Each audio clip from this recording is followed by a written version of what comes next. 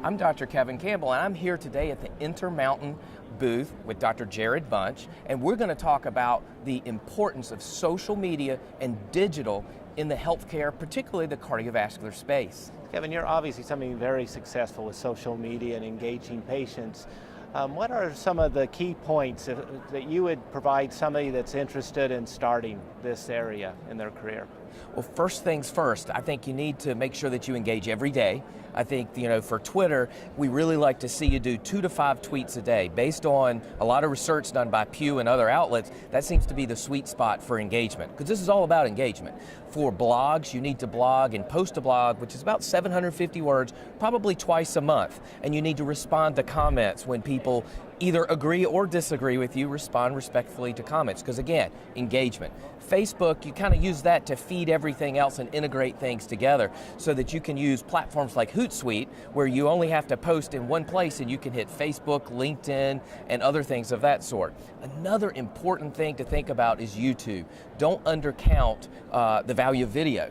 If you look at using video in your Twitter posts or in your Facebook posts, it increases engagement by 6,000%, and they're very easy to do off your iPhone or your iPad or a high-resolution camera like we're on today.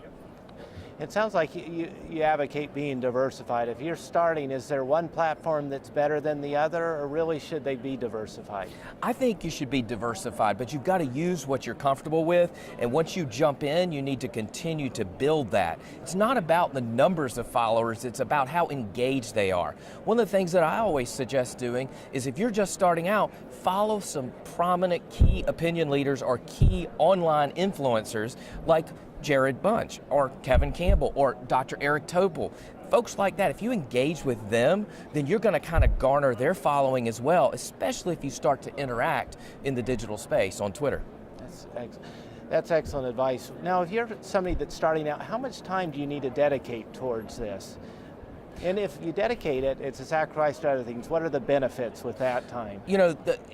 Everything we do in digital and social takes time. It doesn't cost money to open a Twitter account, but sweat equity is where the real charges are. And we're really busy between doing our procedures and taking care of patients and the office and doing our electronic paperwork and then handling phone calls. It's hard to fit it in, but I would argue that it is one of the most important things that you'll do.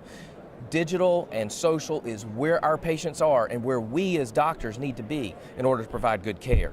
So I'd say, I devote probably an hour every morning before I go to work. And then throughout the day, use your mobile device to update, to respond, to interact. The average Twitter user expects a response within 15 minutes. So that's pretty on the spot, real-time communication.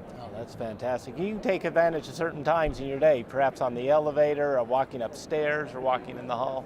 Exactly, and I think at meetings like ACC 17, so important to live tweet when we have late-breaking clinical trials or when we have the same type of session at HRS or other meetings, regardless of specialty. If you live tweet, we allow our colleagues from all over the world to learn with us, alongside us, and debate with us, which makes us better and makes us better able to care for our patients. I think that's a great point too, because when you're at a live meeting like this, you can use the hashtags, and the hashtags are your way to link with people that you don't even know are there, and all of a sudden they become down the road part of your community. And that's right, and actually the American College is working on a library of hashtags so that we can be consistent when we're talking about AFib ablation or when we talk about cholesterol drugs or when we talk about heart failure, so that if you search those hashtags, both as a patient and as a physician, you'll be able to find that stream of information that's going on about the buzz around a particular clinical trial or meeting or just the best practices for treating a particular situation. That's fantastic. Now, obviously, everything has a risk and reward, and what are some of the pitfalls with social media? What should you avoid? First of all, I always tell folks, don't post anything on there that you wouldn't want your mother to see. You have to be very careful, remain professional. One of the most important things is don't enter into a doctor-patient relationship in an online space, because that constitutes a duty. So when you interact with a patient who may have a question about AFib, make your answers general. Say, well, AFib is a heart rhythm disorder and these types of doctors treat this disorder and that's who you should see, rather than saying you should be on a beta blocker and a NOAC. You want to be careful about giving advice. And I think that that's a big thing. The other thing is Be careful when you do debate. It's important to debate on Twitter. Do it in a respectful way. Understand everyone's opinion and entertain those opinions, even if they are contrary to your own. For instance, if someone says, I don't like what you said in that blog, you can say, I certainly understand your point of view. However, I said this because X, Y, and Z. Very respectful, like we would in an academic departmental meeting sometimes. Yeah, absolutely. I think tweets can have a lifespan of their own, so you really want to be courteous, and particularly in the heart rhythm field, it is a small community, and these people down the road will be your collaborators, your friends, people you continue to engage with. So I think that's really sound advice to consider. And so with social media in general, can it help your practice? Can it help you professionally? Because we've touched upon how it helps patients, but what about this other aspect of our careers? You know, that's a great question. For me, it's a great way to collaborate with people like yourself and people from all over the world. It shrinks oceans. I can talk about patients in non-identifiable ways with, my colleagues from all over the world, and I can help them, they can help me.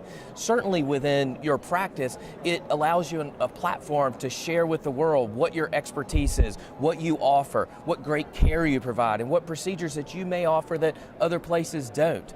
Also, it allows you the opportunity to be a key opinion leader, and as I like to say, rather than KOL, a KOI, a key online influencer like you are, so that you can really continue to build your brand, both professionally, personally, and institutionally.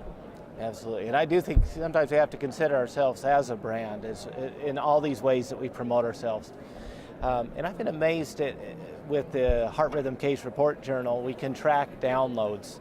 And the downloads are from areas you would never anticipate or worried about heart rhythm disorders, like Mongolia and remote Africa. So this community of people that are reaching out for information is in all countries, and even in some of the most underdeveloped countries, because we're all facing these same conditions that we face as humans, and as civilizations and countries become more developed and have more luxuries, they suffer from some of the diseases we struggle with in the United States and in Europe, and so we can all share this knowledge and learn together.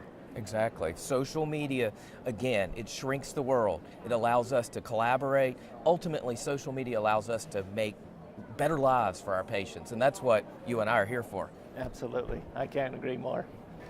But it's really been a great pleasure to have someone as renowned as you and as professional as you, and somebody that's been so successful in our field, not only as an electrophysiologist, but somebody that's been an example for all of us in promoting heart rhythm diseases and general heart health, and your work with women's health, which is often in heart health, which is often underappreciated and undertreated and underrecognized, has really been instrumental in helping us improve health in general for our patients that are at risk for heart disease. Well, it's a pleasure being here, and I'm just so impressed with the great work that you guys do in Utah at Intermountain.